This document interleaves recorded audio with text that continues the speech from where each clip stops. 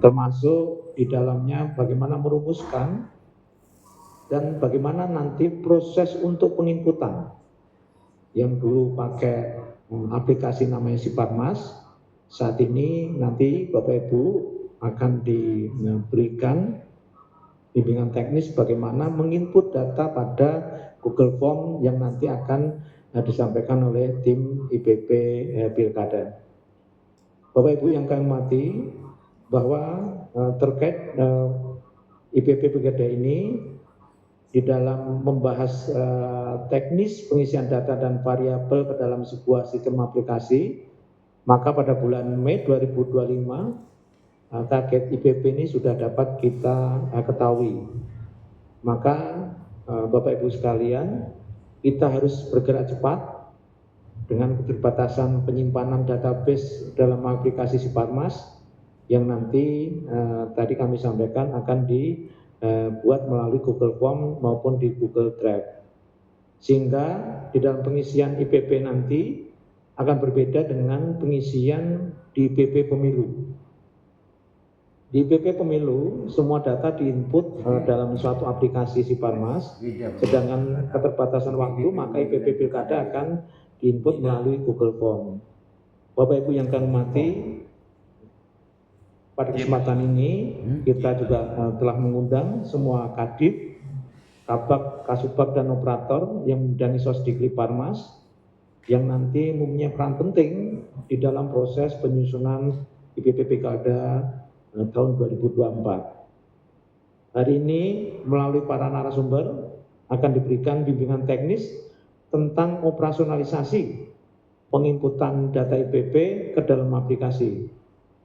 Harapannya melalui forum diskusi teknis ini akan terdapat kesamaan dan cara pandang terhadap variabel-variabel yang akan diinput sehingga dapat diminimalisasi kesalahan data yang akan diinput dan hasil akhirnya akan lebih objektif di dalam memotret permasalahan dan memberikan solusi terkait pelaksanaan pilkada ke depannya. Sebab tujuan dari penyusunan indeks partisipasi pilkada ini nantinya akan menjadi salah satu instrumen yang sangat penting di dalam melakukan evaluasi dan perumusan kebijakan ke depan, terutama di dalam merancang strategi sosialisasi dan pendidikan pemilih yang lebih tepat sasaran. Kegiatan ini dilakukan secara hibrid melalui luring dan daring yang nanti diawali dengan sambutan dari Bapak Ketua Divisi Sosdikli Parmas, kemudian arahan dari Bapak Deputi Bidang Dukungan Teknis, serta nanti akan dilaksanakan diskusi maupun pemaparan materi dari para narasumber sekaligus tim penyusun IPP Pilkada. Demikian yang dapat kami laporkan. Mohon selanjutnya perkenan dari Bapak Ketua Divisi Sosdikli Parmas, Bapak Agus Melas, untuk memberikan sambutan sekaligus membuka secara resmi acara forum diskusi teknis penyusunan indeks partisipasi pilkada tahun 2024 kepada KPU Provinsi KP Aceh dan KPU KIP Kabupaten Kota. Kita akhiri billahi taufiq wal hidayah. Wassalamualaikum warahmatullahi wabarakatuh. Assalamualaikum warahmatullahi wabarakatuh. Hadirin yang kami hormati, selanjutnya kita akan dengarkan sambutan dan arahan sekaligus membuka acara oleh anggota Komisi Pemilihan Umum selaku Ketua Divisi Sosdikli Parmas. Pada yang terhormat Bapak Agus Melas, disilakan.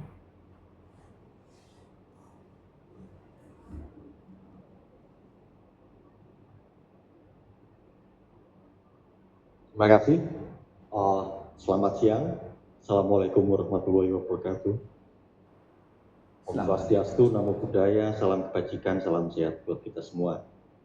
Sembari masih dalam suasana Syawal ya, Lebaran. Teman-teman semua, peserta yang hadir dalam temuan siang ini, mohon maaf lahir batin. Semoga kita tetap dapat berkat, dapat kesehatan dalam menjalankan tugas-tugas kita.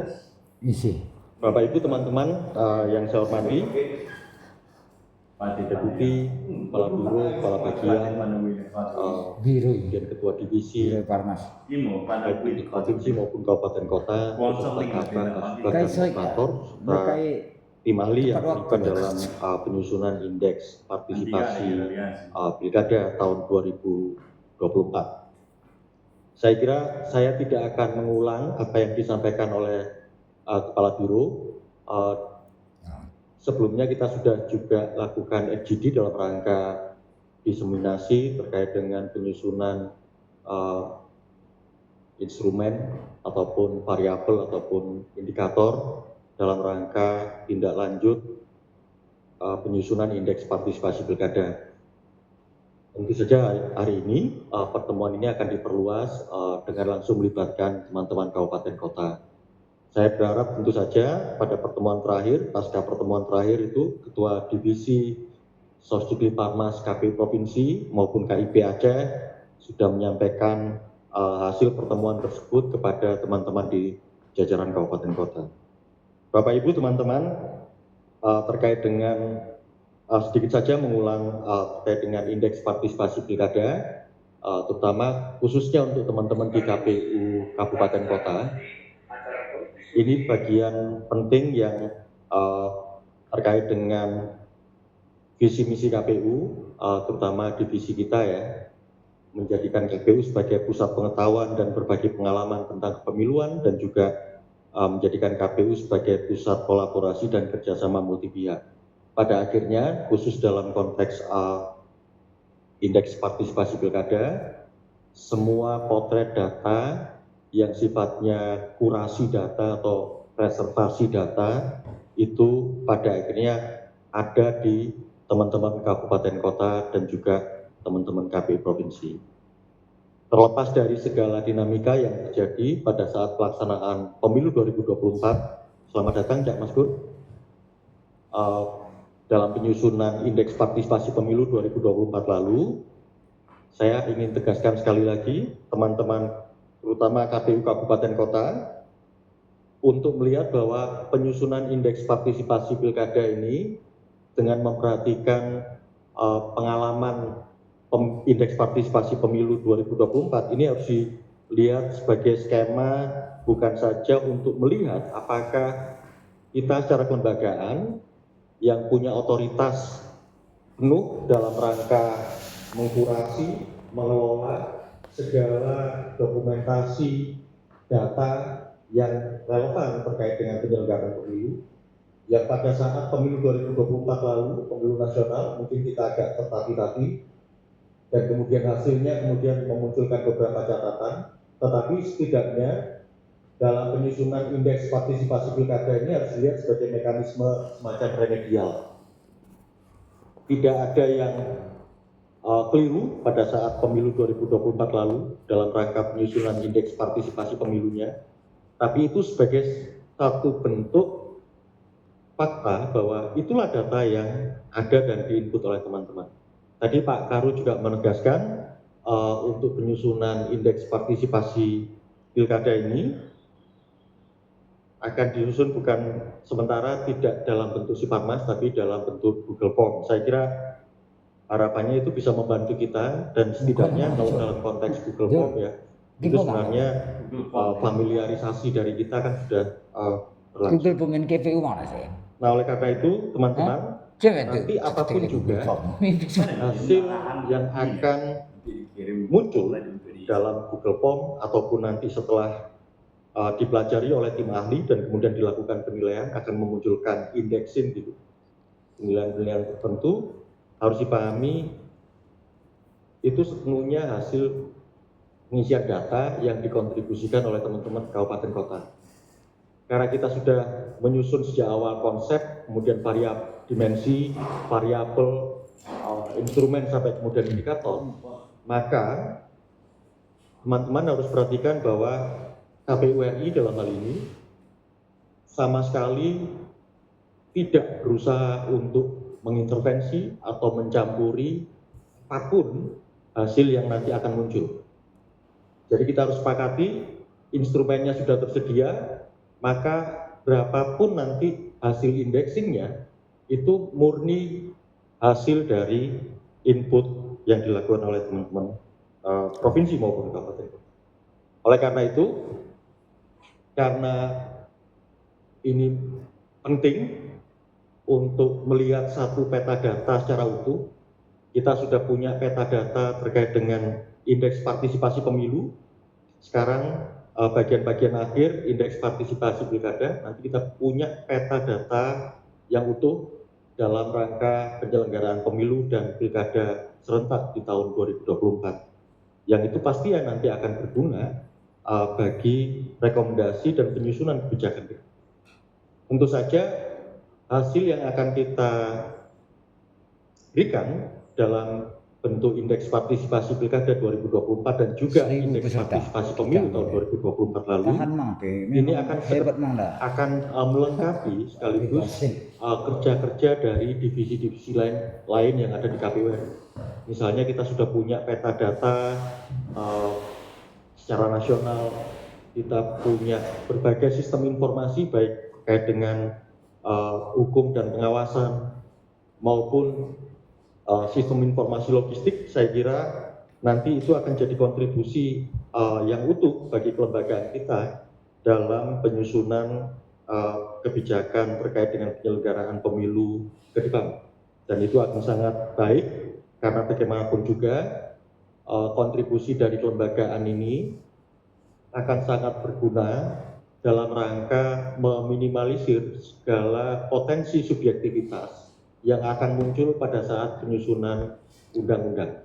Sebagaimana pengalaman yang saya lalui ketika jadi tim ahli di pemerintah, ketika ada satu isu atau topik dalam penyusunan undang-undang pemilu dan kemudian tidak diikuti dengan data pendukung yang sangat konkret dan berasal dari lembaga otoritatif, maka potensi subjektivitas itu akan muncul dari pembentuk undang-undang. Karena bagaimanapun juga pembentuk undang-undang meskipun dia punya atribut sebagai pembentuk undang-undang, tetap saja ada manusia dan di sana tidak bisa dilepaskan dari sisi subjektivitas itu. Tentu saja kontribusi kita akan sangat penting, akan sangat relevan karena pada akhirnya apapun yang kita hasilkan, segala pengalaman baik, pengalaman buruk, kisah sukses yang kemudian kita bisa berikan pada pembentuk undang-undang, tidak saja akan meminimalisir subjektivitas atau variabel-variabel yang sifatnya manusiawi, tetapi diskusinya akan menjadi makin menarik karena dipenuhi dengan data dan juga pengalaman lapangan. Data dan pengalaman lapangan itu saat ini semuanya ada di tangan teman-teman KPU provinsi dan kabupaten kota. Tanyaannya, apakah kita berkomitmen untuk menyiapkan segala informasi dan data itu menjadi satu pengetahuan yang kemudian disusun secara sistematis dan punya kontribusi besar bagi keberlanjutan demokrasi dan penyelenggaraan pemilu di Indonesia akan sangat bergantung, saya kira, salah satunya di forum siang ini. Itu untuk indeks partisipasi pilkada. Teman-teman, mungkin saya tidak akan mengulangi lagi urusan indeks partisipasi pilkada, tapi ini saya mau tegaskan lagi terutama kepada ketua-ketua divisi Sosdikti Parmas, baik KPU Provinsi, KIP Aceh maupun KPU Kabupaten Kota. Ini hasil pleno terakhir hari Jumat minggu lalu, tanggal 11 April, hari Jumat ya, 2025.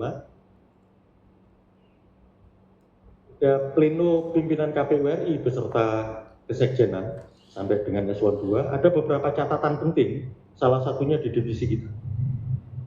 Coba itu teman-teman KPU Provinsi dan Kabupaten Kota, sebagaimana ditegaskan bahwa tata kelola informasi, penyebarluasan informasi, media sosial, maupun kanal-kanal informasi yang dimiliki oleh kelembagaan kita, sudah di divisi Sosdikti Parmas. Oleh karena itu begini, ada satu problem, coba nanti dicek ya teman-teman KPU Provinsi dan juga teman-teman KPU Kabupaten Kota. Website kita yang sebenarnya terkait dengan beberapa informasi yang sifatnya serta-merta. Simpel saja. Jangankan informasi kepemiluan, informasi personel dalam hal ini komisioner, itu sebagian masih informasi yang belum up to date. Jadi ada beberapa keluhan dari beberapa pihak di luar KPU ketika pelaksanaan PSU ataupun pilkada-pilkada lalu, termasuk juga kebutuhan-kebutuhan informasi terkait dengan penyelenggaraan pemilu dan pilkada di kabupaten kota. Ketika dibuka website KPU kabupaten kotanya, profilnya masih komisioner yang lama. Itu coba diperhatikan, itu penting. Termasuk juga biodatanya. Sayang juga teman-teman sudah dilantik menjalankan tugas, tapi profilnya tidak diketahui, bahkan untuk diakses juga kesulitan. Ini penting karena percayalah, ketika penyelenggaraan pilkada ataupun PSU yang saat ini sedang berlangsung maupun yang telah berlangsung, beberapa media juga punya kebutuhan informasi untuk bisa mengakses situasi-situasi di daerah, itu agak kesulitan. Itu coba diperhatikan ya. Nanti juga jajaran kesekretariatan ya, tolong diperhatikan. Nah, informasi yang kedua, teman-teman, kita tidak bisa abaikan posisi kita sebagai penyelenggara negara. Karena posisinya sebagai penyelenggara negara, kalau total jumlah penyelenggara negara, apalagi komisioner ya, mulai dari KPU RI sampai tingkat provinsi dan kabupaten kota, itu jumlahnya dibandingkan populasi di Indonesia 0,00 sekian. Kalau diasumsikan jumlah aparatur negara di Indonesia ya mungkin 5-7 juta orang. Kita ini kecil jumlahnya. Apalagi dibandingkan dengan populasi secara nasional. Oleh karena itu, kewajiban kita untuk memberikan contoh, kewajiban kita untuk memenuhi segala tanggung jawab terkait dengan pengisian laporan daftar kekayaan penyelenggara negara itu menjadi penting. Lebih lagi dalam situasi sekarang untuk tenggat waktu LHKPN yang sedianya 31 Maret itu kan juga diperlonggar. Nah, oleh karena itu sebenarnya tolong diperhatikan nanti teman-teman, kolega-koleganya ya, terutama yang komisioner, untuk saling memeriksa dan ngecek informasi apakah LHKPN-nya sudah diisi. Karena begini, sebentar lagi kalau dalam konteks isu, ketika tahapan-tahapan PSU yang saat ini dan ke depan mungkin untuk beberapa waktu ke depan juga akan dihadapi oleh KPU, setelah itu tentu urusannya di LHKPN yang biasanya juga dapat porsi dan angle media tersendiri. Jadi jangan sampai kemudian kita terlambat. Bahkan media-media seperti tahun lalu itu kan juga komisioner KPU RI sempat disorot meskipun belum melampaui tenggat waktu.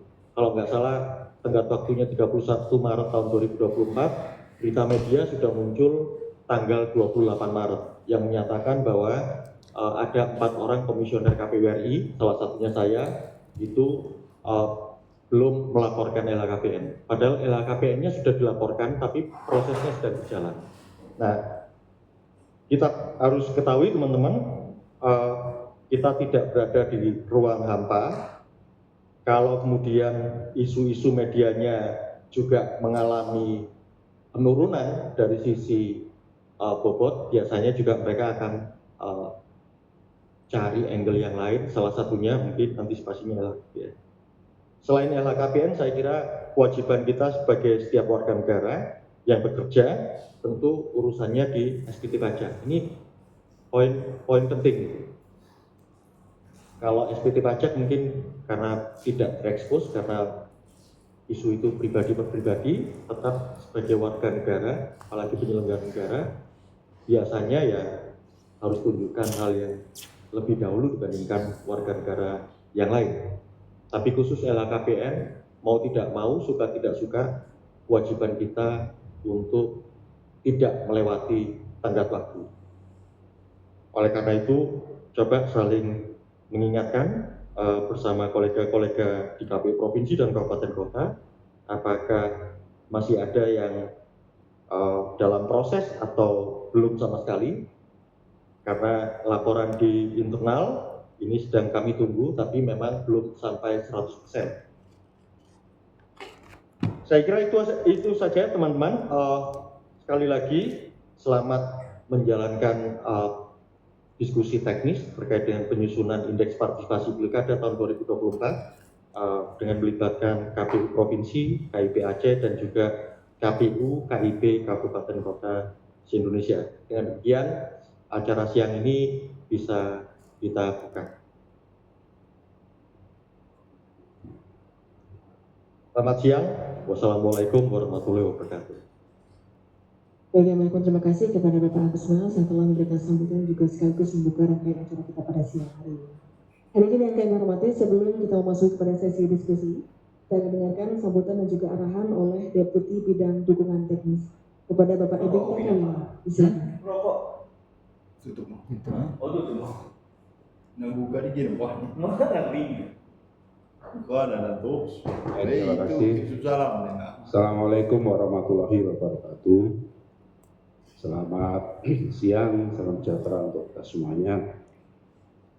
Yang sama-sama kita hormati Ketua Divisi Sosdiklat Mas KPU Indonesia 19, yang saya hormati Pak Humas, saya hormati